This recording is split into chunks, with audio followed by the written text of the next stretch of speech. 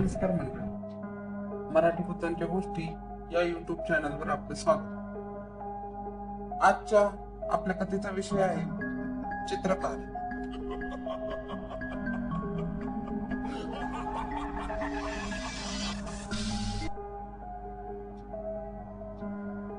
एखाद्या चौथीच्या प्राथमिक वर्गात असलेल्या मुलाकडून असं काही ऐकणे तुम्हाला नवल वाटेल, पण हो, करतो मी जास्त विचार। माझी आजी पण नेहमी म्हणते, पुष्कर लहान आहे पण एखाद्या मोठ्या व्यक्तीपेक्षा जास्त समज त्याच्यात आहे। आता ह्याला वरदान म्हणावे की श्राप?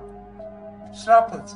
अवेळी आलेली गोष्ट तशी धोकादायकच, मग ते अवेळी आलेलं प्रौढत्व का असेल? असो।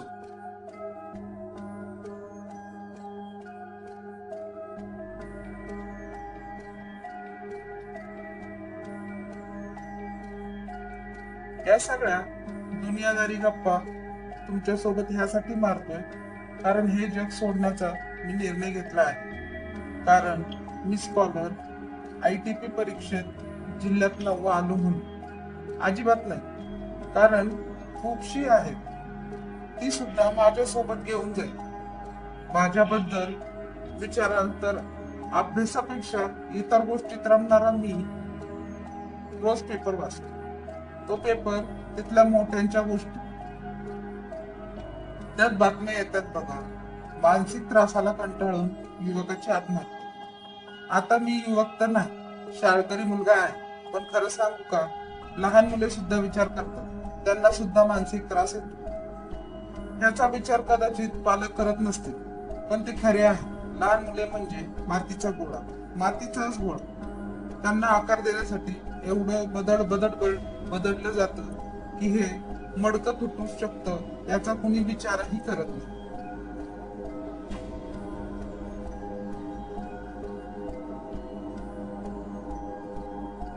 लहान मुलांना पण मन असतं, त्यांच्या सुद्धा मनावर परिणाम होत असतो। कोण करणार विचार?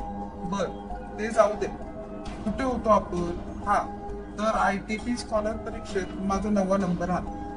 बाकी हा सगळा नंबरचा खेळ माझ्या डोक्याबाहेरचा आहे। इथे फक्त पहिल्या नंबरलाच मानाचे स्थान आहे, कारण मागच्या वेळी ITP परीक्षेत मी 4थ्या नंबरवर होतो, तरीही बाबांचा मार खाल्ला, आणि आता ह्या वर्षी तर थोडा जास्तच। पप्पा आणि मी शाळेत गेलो, निकाल हातात आला आणि तिथेच लक्षात आलं की घरी गेल्यावर धुलाई।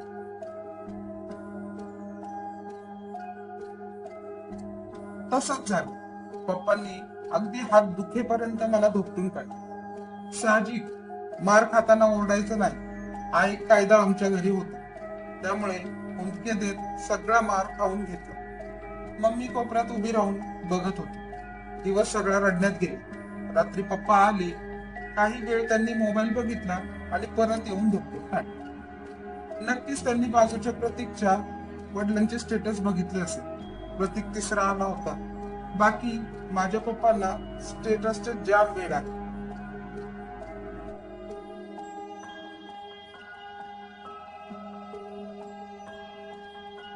पण त्यांचा आपल्या मुलाचा प्रथम 3 क्रमांकात येण्याचे स्वप्न मी काही पूर्ण करू शकलो नाही, त्यामुळे एक दुःख त्यांच्या मनात चलत असावं। परिणामी माझी बारीक सारीक गोष्टीसाठी होणारी धुलाई, शिव्या देणं हे सगळं चालूच असायचं।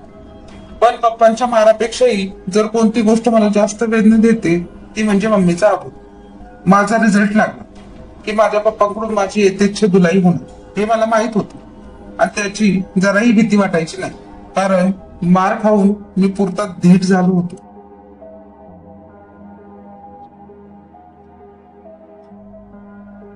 पण मम्मीचा आबोल, तो मात्र आत मनापर्यंत वेदना द्यायचा। वास्तविक प्रथम 3 क्रमांकात नाही आलो तर आई आबोला धरेल, कित्येक दिवस बोलणार नाही, या विचाराने मी अभ्यास करायचो। माराचं काही विशेष वाटत नव्हतं, पण काय करू, अभ्यासात माझं मनच लागत नाही। मला चित्र काढायला खूप आवडतं, मला आजूबाजूचा निसर्ग रेखाटायला जाम आवडतो। शाळेत देखील माझं लक्ष बाजूच्या बगीच्यात असतं, म्हणून तर वर्गातल्या मुलांशी भांडून मी खिडकीकडेची जागा घेतली।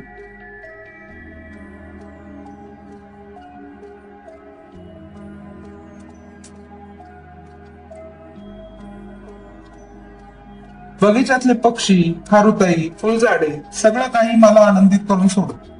ती फुले, खारुताई वगैरे मी वहीच्या मागच्या बाजूला रेखाटायचो. माझ्या चित्रकलेच्या मॅडमना माझी चित्र खूप आवडायची. त्यांनी पप्पांना कित्येक वेळा सांगितलं की ह्याची चित्रे खूप चांगली आहेत, त्याला चित्रकलेची आवड आहे, तर चित्रकलेच्या क्लासला घाला. पण त्या दिवशी घरी आल्यानंतर मात्र पप्पांनी माझी सगळी चित्रे जाळून टाकली. परत तीच धुलाई. त्यांनी दमच भरला. परत चित्र काढताना दिसला तर तंगड मोडेल.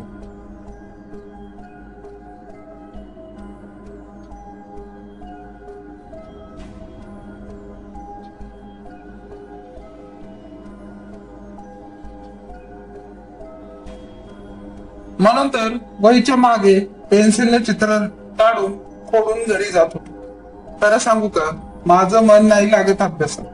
मला चित्रे काढायला आवडते.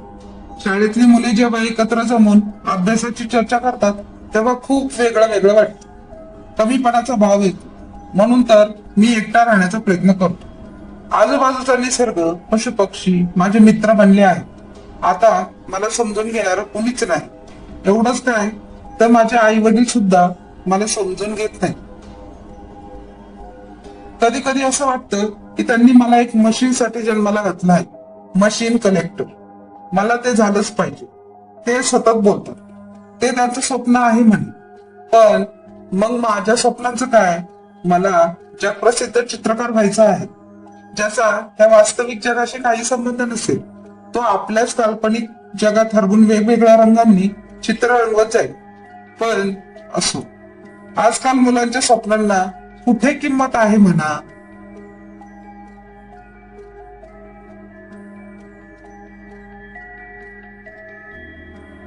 पालकांनी शाळेत अभ्यासात एवढं गुंतून टाकलं आहे की आधीच्या पिढीसारखं फिरावं, खेळावं, पोहावं असं सगळं आमच्यासाठी स्वप्नवत आहे. आमच्या उन्हाळी सुट्ट्या सुद्धा क्लासेस आणि स्कॉलर परीक्षेमध्ये जातात. उन्हाळ्याच्या सुट्टीत देखील आमच्याकडून एखादा पेपर किंवा पुढच्या वर्षाची तयारी, ते क्लासेस सुरूच असतात. पालकांच्या स्वार्थात आमच्या स्वप्नाचा बळी जातोय ह्याचा कोणी विचार करत नाही.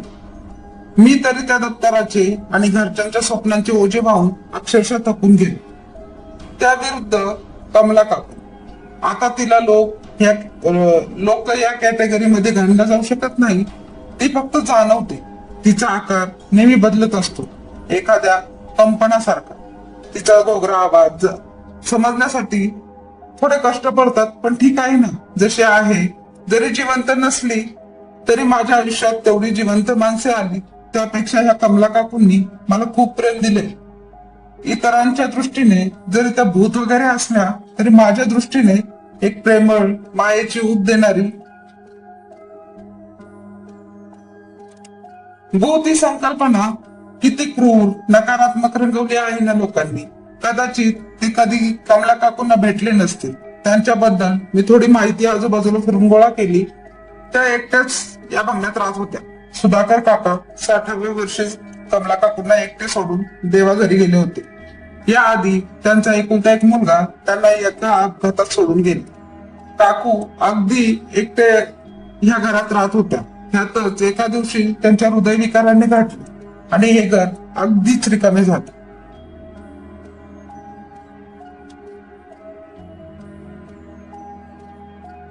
सुधाकर काका आणि कमला काकूंनी मोठ्या मेहनतीने हे घर बांधले होते.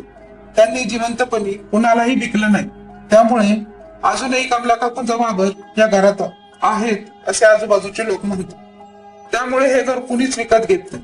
आणि हे खरेच आहे. खरोखर त्या इथे वावरतात, माझ्याशी बोलतात. मलाही त्या खूप आवडतात. त्या दिवशी शाळेतून मी घरी येत होतो तर वाटेत हा बंगला होता. गेटच्या आतल्या बाजूला एका झाडावर एक पोपट बसला होता.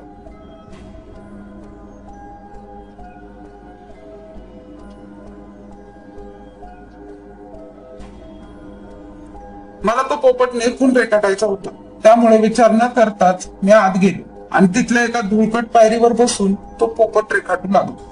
मी एकदा चित्र काढायला बसलो की माझं कशात लक्ष नसतं. काही दिवसांपूर्वी एका माणसाने मला सांगितलं होतं, इथे जास्त उशीर थांबू नको, ही जागा भूतिया आहे. भूत हा शब्द ऐकून घाबरून मी इथे काढता पाय घेतला होता. पण आता त्या पोपटाच्या मागे मी इथे कसा आलो मलाच कळलं नाही.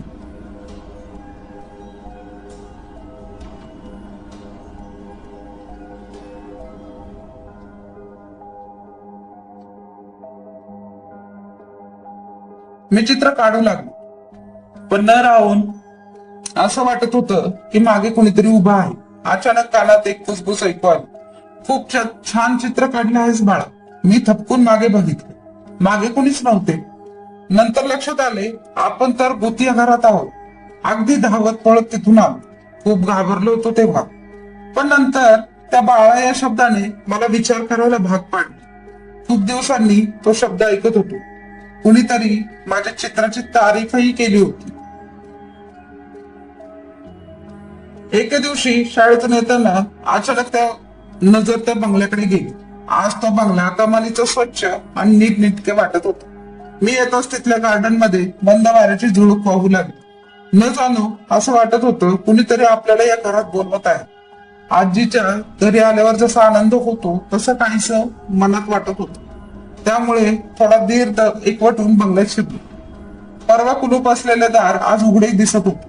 दारात उभं राहून जाऊ की नको हा विचार मनात चालू होता. दारातून मला हॉल मधली मोठी मोठी चित्रे स्पष्ट दिसत होती.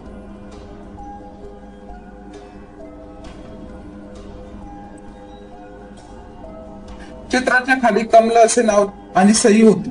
1996 हे साल देखील होते. आपण एका भूतिया घरात आहोत हे जणू विसरूनच गेलो. अचानक थोडी सळसळ जाणवली. चमकून तिकडे बघितले तर एका पॅडवर एक कोरा कागद अडकवला होता. बाजूला पेन्सिल, ब्रश, काही रंग, समोरच एक छोटे सफरचंद ठेवलेले दिसत होते. जणू सगळा सेटअप माझ्यासाठीच होता. कोणताही विचार न करता समोर ठेवलेल्या सफरचंदाचे चित्र मी रेखाटू लागलो.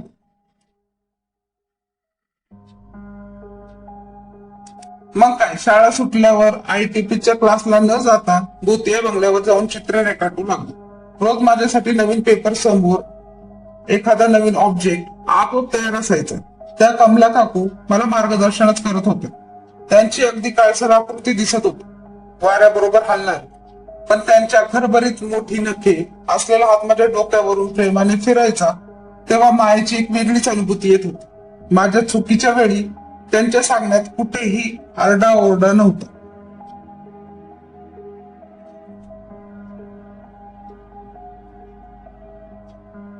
त्यांच्या इतरांसाठी भयानक दिसणारा हा काळा हात माझ्या पाठीत बसत नव्हता. उलट तो माझ्या डोक्यावरून फिरून मला प्रोत्साहन देत होते. जवळपास महिनाभर इथे आलो. आईनेही आबोला धरला होता. पण मी जेव्हा भूतिया बंगल्यात आलो आणि कमला काकूंच्या रिझल्ट बद्दल सांगितलं तर त्यांनी टाळ्याच वाजवल्या. आपल्या खरबरीत हातात माझा हात घेऊन अभिनंदन देखील केले. खूप बरं वाटले. दिवस रात्र केलेली मेहनत सफल झाल्याची अनुभूती आली.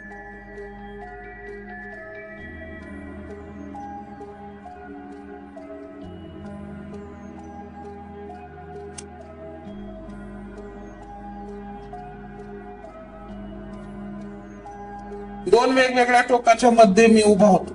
कायमचं कमला काकूंच्या बरोबर राहायचं, पण त्यांना जगात जाण्यासाठी मला हे जग सोडावं लागलं. हरकत नाही. तसंही या जगात वजनदार दप्तर, अभ्यासावरून मारझोड करणारे माझे आई वडील, शाळेचा निकाल टॉपला राहावा म्हणून मुलांच्यावर सक्ती करणारे, दिवसभर शाळेत बसून घेणारे ते शिक्षक, नकोच ते सगळं. आत्ताच मी कमला काकू आणि त्यांच्या अवमानी रूपातले चित्र रेखाटले आहे. ते बघून त्यांच्या विद्रूप चेहऱ्यावरचा आनंद मला स्पष्ट दिसत आहे.